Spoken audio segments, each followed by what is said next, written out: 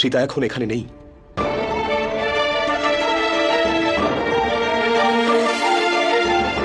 আমি জানি এমনটা কখনোই হয়নি যে আমার বৌমা সীতা কোনো কর্তব্য অসম্পূর্ণ রেখেছে। আমাকে জিজ্ঞাসা না করে, আমার অনুমতি না নিয়ে ও বনবাসে যাওয়ার সিদ্ধান্ত নিতেই পারে না। আপনি আপনি অনুমতি দিয়েছেন ওকে? হ্যাঁ,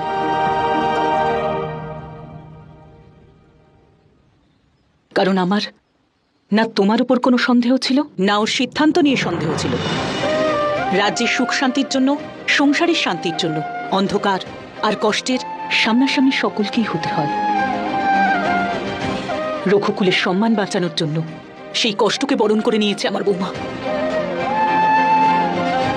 বিবাহের পরে মা তার পুত্রকে তার বৌমার হাতে তুলে দেয় যাতে সে তপস্যা করতে পারে।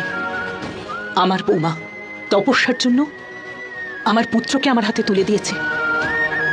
রঘুকুলের উপর সীতার ঋণ কেউ কোনোদিন শোধ করতে পারবে না।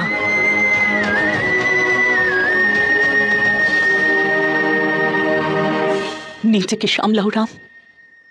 সীতা তোমার মনোবল বাড়ানোর জন্য বনবাসে গেছে, আর যে পরীক্ষা দিতে সে গেছে তার শক্তি হলে তুমি। যদি তুমি এত দুর্বল হয়ে ভেঙে পড়ো তাহলে সে কি করে প্রমাণ করবে যে সে শুদ্ধ, পবিত্র?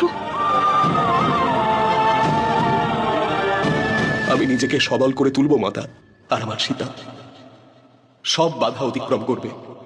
রাম সিয়া রাম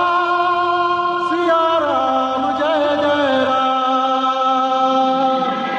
ক্ষমা করুন মহর্ষি, আমি এখানে কি করে বাস করব? অনেকেই জানতে চাইছে আমার সঙ্গে কি ঘটেছে। কেউ আবার আমার সত্য না জেনে আমাকে দোষী সাব্যস্ত করেছে। আমার পবিত্রতার উপর অবিশ্বাসের মোহরও লাগিয়ে দিয়েছে। যতদিন একজন নারী অন্য কোনো নারীর পরীক্ষা নিতে থাকবে ততদিন সমস্ত নারীরা অন্যায় অপমানের জ্বালা সহ্য করে যাবে।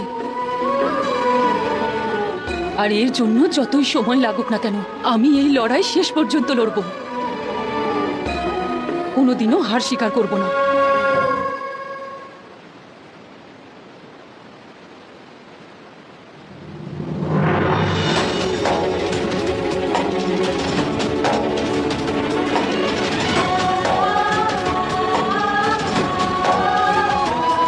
ঠিক এই নদীর মতো আমি বয়ে চলব। কেউ চাইলে এতে পুষ্পার্পণ করুক বা মলিন করুক,